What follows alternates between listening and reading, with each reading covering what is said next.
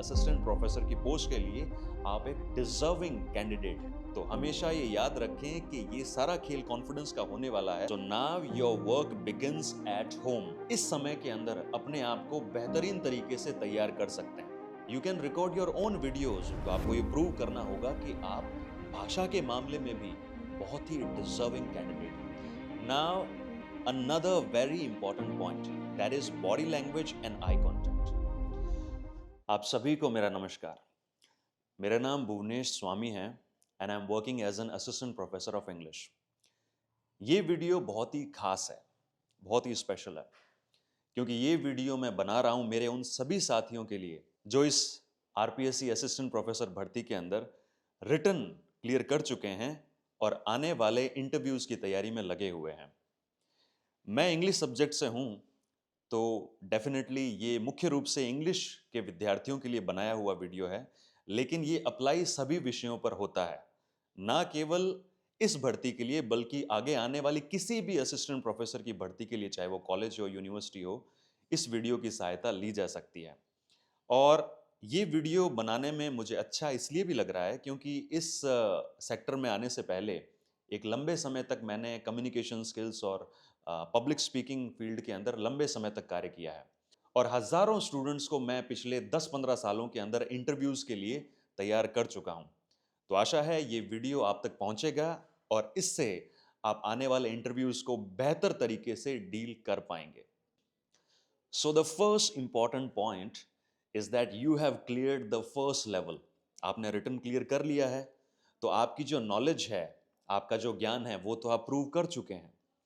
अब परीक्षा है आपके आत्मविश्वास की, आपकी भाषा की, आपके प्रेजेंटेशन की। तो इस बात को ध्यान रखें कि इस इंटरव्यू के अंदर नॉलेज तो आपकी चेक होगी ही, लेकिन उससे ज्यादा ये चेक किया जाएगा कि आपका आत्मविश्वास क्या है, आपकी भाषा क्या है, आपकी आपकी प्रेजेंटेशन क्या है, आपकी पर्सनैलिटी क्या है।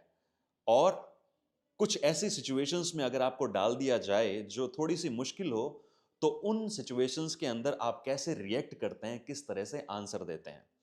तो सबसे महत्वपूर्ण चीज हो जाती है कॉन्फिडेंस। तो हमेशा ये याद रखें कि ये सारा खेल कॉन्फिडेंस का होने वाला है। नॉलेज का लेवल आप पार कर चुके हैं, अब आपको ये बताना है कि इस पोस्ट के लिए, असिस्टेंट प्रोफेसर की पोस्ट के लिए आप एक डिजर्विंग कैंडिडेट हैं। So now your work begins at home. आप घर पर इंटरव्यू की तैयारी शुरू करें। बहुत सारे तरीके हैं जिसकी मदद से आप इस समय के अंदर अपने आप को बेहतरीन तरीके से तैयार कर सकते हैं। आप घर पर एक बोर्ड लीजिए और बोर्ड पर अलग अलग टॉपिक्स लिखकर उसका अभ्यास कीजिए। You can record your own videos when you are teaching on the board and when you are practising yourself with your friends giving mock interviews. मेरा तो ये सजेशन होगा कि आप प्रतिदिन एक 10 मिनट के इंटरव्यू देने का अभ्यास करें। वो अकेले भी हो सकता है और आपके दोस्तों के साथ में भी हो सकता है।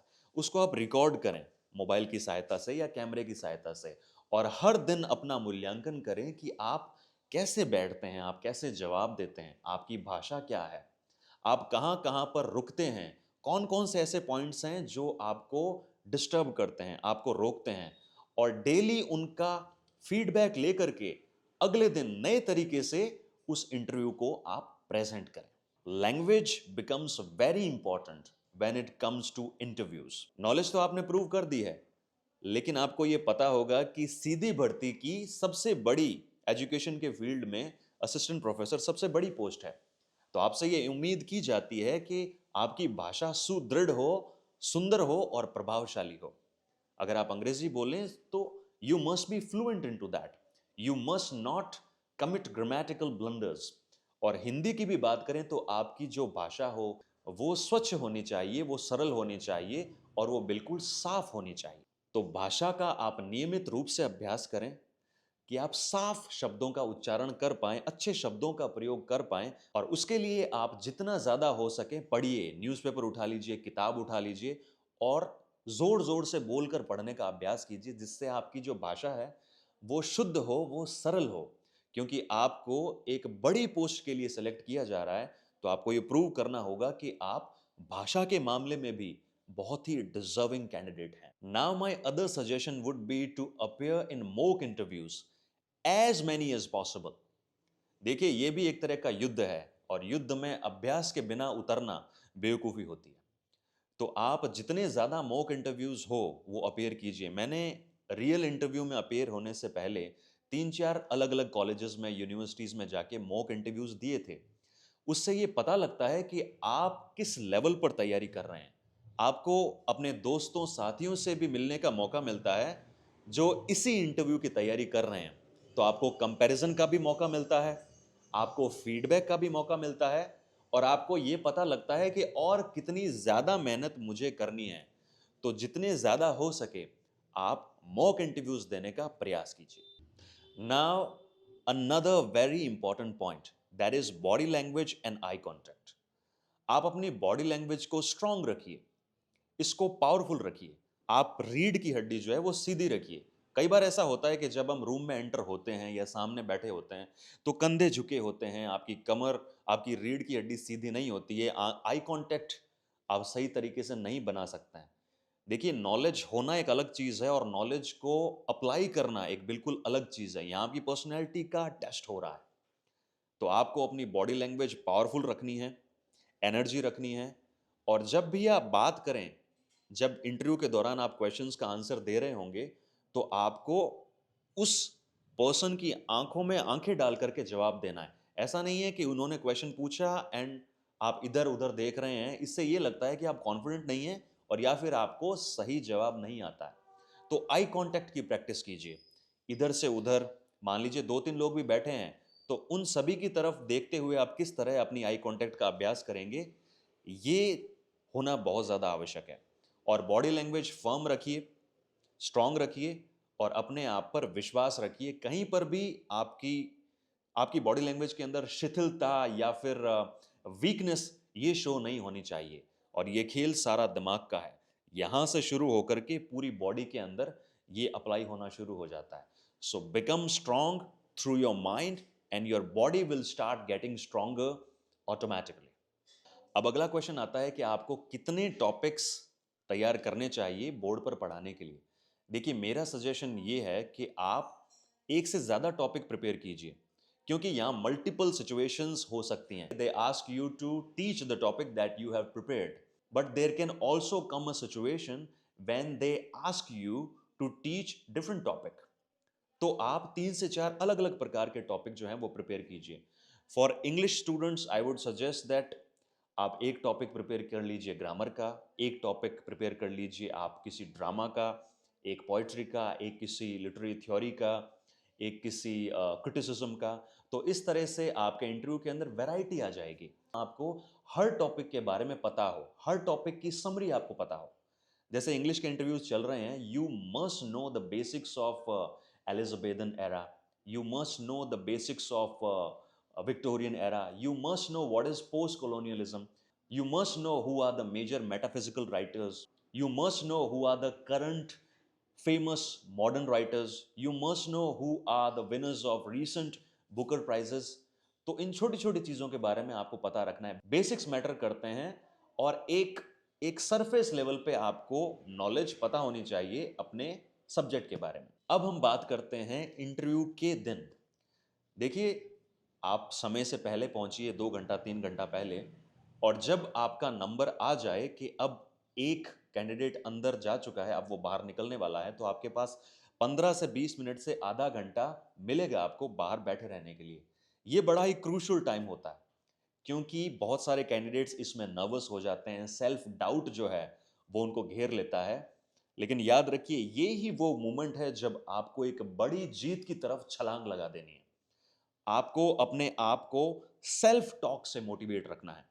आपको अपने आप को यह कहना है कि इतनी मेहनत करके, इतने सारे लोगों से आगे निकल के आप यहां तक पहुंचे हैं, तो आप बिल्कुल डिजर्व करते हैं इस इंटरव्यू को क्रैक करना। अपने आप को कहते रहिए, you are confident enough, you will deal with that, you will make it happen. तो उन हिंदी पंक्तियों को बार बार याद करना है कि मन के हारे हार है और मन के जीते जीत। सरस्वती माता का आशीर्वाद लेके, अपने बड़ों का आशीर्वाद लेके, अपने गुरुओं का आशीर्वाद लेके वहां पर पहुंचिए और हर एक मोमेंट अपने आप को ये कहते रहिए कि आपको आगे बढ़ने से, सफल होने से कोई रोक नहीं सकता है और आप बेस्ट कैंडिडेट हैं अपनी तरफ से।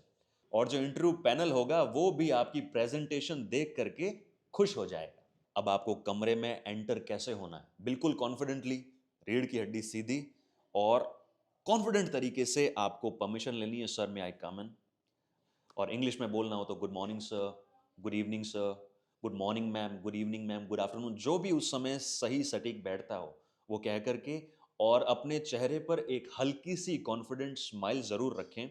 इससे ये प्रदर्शित होता है कि आप नर्वस नहीं हैं। फिर आप अंदर एंटर होंगे, तब आप और आगे बढ़ेंगे तो कुर्सी रखी होगी, आपको इंटरव्यू पैनल जो है वो स्वयं ही कह देगा कि अब आप बैठिए। तो बिना परमिशन के आपको बैठना नहीं है, और याद रखें कि जब आप बैठें तो कुर्सी को जोर से खींच कर ना बैठें, कुर्सी की आवाज ना करें। अगर वो थोड़ी आगे पीछे तो आराम से उसको उठाएं, जो सूटेबल पोजीशन हो वहां पर सरका करके, और आराम से आपको बैठना है। Now they may ask you about yourself, so prepare a small introduction of yours. एक छोटा सा इंट्रोडक्शन अपना तैयार कीजिए, बहुत ज्यादा लंबा नहीं, क्योंकि अदरवाइज वो आपको खुद टोक देंगे कि इतना समय हमारे पास नहीं है। तो 30 सेकंड से 1 मिनट का एक छोटा सा इंटरव्यू, अपने बारे में, आपकी एजुकेशन क्वालिफिकेशन के बारे में, आप कहाँ से आए हैं, अगर गवर्नमेंट जॉब में हैं तो कितने सालों से हैं, किस डिपार्टमेंट में हैं। तो एक छोटा सा स्मॉल इंट्रोडक्शन आप पहले से तैयार करें और डेली उसका अभ्यास करें। नाउ वो आपसे निश्चित रूप से पूछेंगे कि आपके फील्ड के अंदर, करंट के अंदर क्या चल रहा है, आपके क्षेत्र के अंदर करंट न्यूज़ क्या चल रही है, आप जिस लोकल एरिया में, जिस गांव में, तहसील में, जिस जिले में रहते हैं उसकी खास बात क्या है, वहाँ का खान पान क्या है, वहाँ का कल्चर क्या है, वहाँ का लिटरेचर कैसा है, वहाँ पर करंट के अंदर क्या न्यूज़ चल रही है, कोई ऐसी चीज़, कोई ऐसा व्यक्ति जो करंट के अंदर हो। तो इन सभी चीज़ों को आपको ध्यान रखना है, और अगर पॉसिबल हो तो उस दिन का न्यूज़पेपर भी ज़रूर पढ़ करके जाएं। अपनी हॉबीज़ को अच्छे से तैयार करके जाएं। और अगर कोई क्वेश्चन आपको ना आ रहा हो तो बिल्कुल पोलाइट तरीके से आपको उसको नो कर देना है कि सर मुझे नहीं पता। ऐसा नहीं है कि आंखें इधर उधर घुमा के थोड़ा हम ड्रामा करने का प्रयास करें तो हम पकड़े जाएंगे। तो जो चीज़ आती है उसको बिल्कुल सरल शब्दों के अंदर हमको बता देना है, नहीं आती है तो हमको पोलाइटली कह देना है कि सर मुझे इसके बारे में जानकारी नहीं है। और एक और इम्पॉर्टेंट पॉइंट, कई बार ये होता है कि आपके विचार और जो इंटरव्यू में आपसे क्वेश्चन पूछ रहे हैं उनके विचार अलग हो, इसमें कोई डाउट नहीं है। तो आपको वहाँ पर अग्रेसिव नहीं होना है, आपको वहाँ पर ये नहीं कहना है कि सर आप गलत हो, आपको ये नहीं कहना है कि मैम ऐसा तो नहीं है, मुझे लगता है मैं सही हूँ आप गलत हैं, ऐसा नहीं कहना है। आपको हमेशा ये कहना है कि जहाँ तक मैंने पढ़ा है, जहाँ तक मेरी जानकारी है, as far as my knowledge is concerned, as far as I have read, as far as I know, this is the thing that I can say। इस प्रकार से बिल्कुल पोलाइटली हमको पूरे इंटरव्यू के अंदर अपीयर होना है। अब वो आपके एरिया के अंदर आपसे क्वेश्चन पूछ सकते हैं। एरिया का मतलब ये है कि आपका एरिया ऑफ इंटरेस्ट स्टडी के अंदर वो आपसे पूछ सकते हैं कि अगर आप पीएचडी कर रहे हैं तो आप उसके बारे में एक्सप्लेन कीजिए। उसके अंदर डीप तरीके से आपको पढ़ करके जाना है, उसके आंसर्स देने हैं। अगर पीएचडी नहीं की है तो मास्टर्स के अंदर आपका एक स्पेशलाइजेशन का पेपर होता है, उसके बारे में पढ़ करके जाएं। और हो सकता है वो आपसे पूछ लें कि आप क्या पढ़ करके आए हैं, आप बताइए हम आपसे क्या पूछें। तो जो भी पढ़ करके जाएं, 2 से 3 टॉपिक पढ़ करके जाइए और बेहतरीन तरीके से पढ़ करके जाइए। 2-3 टॉपिक इस तरह से पढ़ करके जाइए कि उसमें से आपको कोई भी क्वेश्चन पूछ लिया जाए, you must be able to answer that. देखिए रिटर्न आपने क्लियर कर लिया है, इसका मतलब नॉलेज में तो आप किसी से कम है ही नहीं, लेकिन अब आपको बेसिक लेवल पर आंसर देना आना चाहिए। जैसे कि इंग्लिश के अंदर आपसे पूछ लिया जाए कि ओथेलो किसने लिखा है और इसके बारे में आप क्या सोचते हैं। आपसे पूछ लिया जाए कि मार्लो ने जो डॉक्टर फॉस्टस लिखा है वो क्या है, इसके बारे में आप क्या सोचते हैं, इसकी कंटेम्प्रेरीनेस क्या है, उसमें से फेवरेट करेक्टर आपको कौन सा लगा। तो इस तरह के बेसिक क्वेश्चंस आपको आने चाहिए, और उनके जो आंसर्स हैं वो डेली आप तैयार कीजिए। मैं तो ये कहूँगा कि डेली 10 to 20 आंसर्स आप तैयार कीजिए। क्वेश्चंस लिखिए, खुद के क्वेश्चन तैयार कीजिए और उनके आंसर खुद ही तैयार कीजिए, और ऐसा अभ्यास कीजिए कि अगर ये क्वेश्चन पूछ लिया जाए तो मैं उसका आंसर कैसे दूंगा। और यकीन मानिए अगर आप डेली 15 to 20 क्वेश्चंस ऐसे बना करके खुद ही अभ्यास करते हैं तो आप इतने प्रवीण हो जाएंगे, आप इतने कुशल हो जाएंगे कि इंटरव्यू के दिन आपको लगेगा ही नहीं कि कोई बहुत बड़ी बर्डन है। आप बहुत ही कॉन्फिडेंट रहेंगे और आप बहुत ही संयमित रहेंगे। एक और इंपॉर्टेंट पॉइंट है, आपको इंटरव्यू के अंदर विक्टिम मेंटेलिटी शो नहीं करनी है। कई बार हमको लगता है कि अगर हम विक्टिम शो करेंगे खुद को कि मेरी ये परिस्थितियां थी, मैं गरीब था या मेरे पास रिसोर्सेज नहीं थे या घर की परिस्थितियां ठीक नहीं थी, तो इससे जो इंटरव्यू पैनल है उस पर कुछ पॉजिटिव इफेक्ट पड़ेगा, वो ज़्यादा मार्क्स दे देंगे। ऐसा नहीं होता है। कभी भी ये शो ना करे कि मैं दबा हुआ था या मैं कमज़ोर था इसलिए मैं नहीं कर पाया। आपको अगर पूछा जाए तो परिस्थितियां बता सकती हैं, लेकिन आपका जो बोलने का तरीका हो, जो आंसर देने का तरीका हो, वो एक विक्टिम की तरह ना हो, बल्कि एक एक वॉरियर की तरह हो कि मेरे जीवन में जो भी परिस्थितियां आई मैंने डट करके उसका मुकाबला किया और मैं जहां तक पहुंचा हूं उस परिस्थिति के लिए मुझे खुद पर गर्व है। Now, the next question is that if you are working somewhere, then tell us about that, how long you have been working, and why you want to switch your job. यानी कि आप जहाँ पर काम कर रहे हैं उसके बारे में बताइए, आप अपनी जॉब क्यों छोड़ना चाहते हैं उसके बारे में बताइए। तो इसके बारे में आपको अपने हिसाब से जो आंसर है वो तैयार करना है। जैसे कि अगर आप एक टीचर हैं किसी स्कूल के अंदर, तो आपसे निश्चित रूप से ये पूछा जा सकता है कि आप वहाँ पर स्कूल के एजुकेशन सिस्टम को बेहतर बनाने के लिए क्या प्रयास कर रहे हैं। क्योंकि आप शिक्षक हैं तो आपसे नेशनल एजुकेशन पॉलिसी के बारे में पूछा जा सकता है। आपसे ये पूछा जा सकता है कि गवर्नमेंट नए नए इनोवेशंस क्या कर रही है। आपसे ये पूछा जा सकता है कि स्कूल एजुकेशन सिस्टम से आप हायर एजुकेशन सिस्टम में क्यों आना चाहते हैं, आप क्यों स्विच करना चाहते हैं। तो इन सभी क्वेश्चंस का अच्छे से आप अभ्यास करके जाइए और जो जॉब आप कर रहे हैं आपको ये उनको रियलाइज करवाना है कि करंट जॉब में भी आप 100% डेडिकेशन के साथ में काम कर रहे हैं और आपका जो योगदान है अभी तक की आपकी नौकरी के अंदर, आपके क्षेत्र के अंदर, वो किसी भी लिहाज से कम नहीं है। मुख्य रूप से जो क्वेश्चंस पूछे जाते हैं वो आपके ग्रेजुएशन लेवल से लेकर मास्टर्स लेवल तक के पूछे जाते हैं।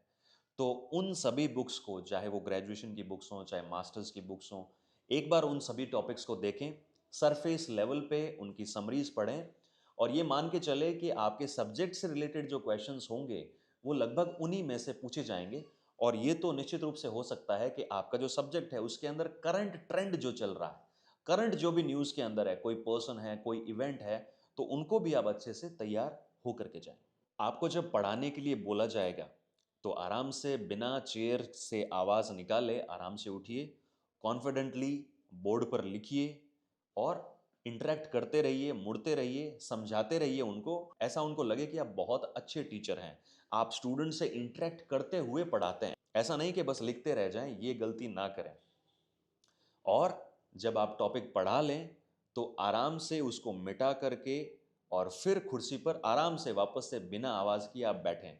और हाँ, जब वो आपको बैठने के लिए बोलें तो वापस से थैंक यू ज़रूर बोलें। अब जब आपका इंटरव्यू फिनिश हो चुका है, समाप्त हो चुका है, तो आप पोलाइटली आप खड़े होंगे, थैंक यू बोलेंगे और बिना आवाज़ किए, बिना कुर्सी से आवाज़ किए, बिना पैरों की ज़्यादा आवाज़ किए, जिस कॉन्फिडेंस के साथ में आपने एंट्री ली थी उसी कॉन्फिडेंस के साथ में, स्माइल के साथ में थैंक यू बोलते हुए और वापस से हमको निकल जाना है। अब जब आप इंटरव्यू देकर के बाहर निकल चुके हैं तो किसी भी तरह की कोई नेगेटिव थिंकिंग अपने दिमाग में ना रखें, क्योंकि आपने आपका बेस्ट दिया है। और अगर आपने आपका बेस्ट दिया है देन बिलीव मी, आपको सेलेक्ट होने से कोई नहीं रोक सकता है।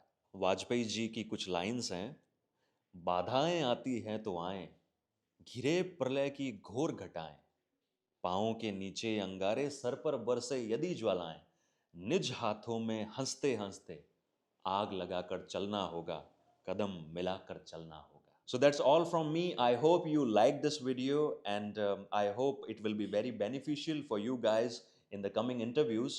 और एक बात ध्यान रखें, जब इंटरव्यू फिनिश हो जाए तो पूरी पॉजिटिव थिंकिंग रखिए, नेगेटिव थिंकिंग का एग्जिस्टेंस ही मत रखिए। अगर आपने मेहनत की है, अगर आपने 100% दिया है और अगर आप डिजर्विंग है तो ईश्वर भी आपकी सहायता करेगा और आपको सेलेक्ट होने से कोई नहीं रोक सकता।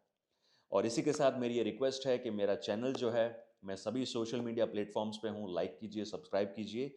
और आपको इंटरव्यू से रिलेटेड अब भी अगर कोई क्वेश्चन रह गया है तो पर्सनली आप मुझसे बात कर सकते हैं, मुझसे मिल सकते हैं और भी किसी भी तरह की कोई भी क्वेरी हो तो यू आर ऑलवेज वेलकम.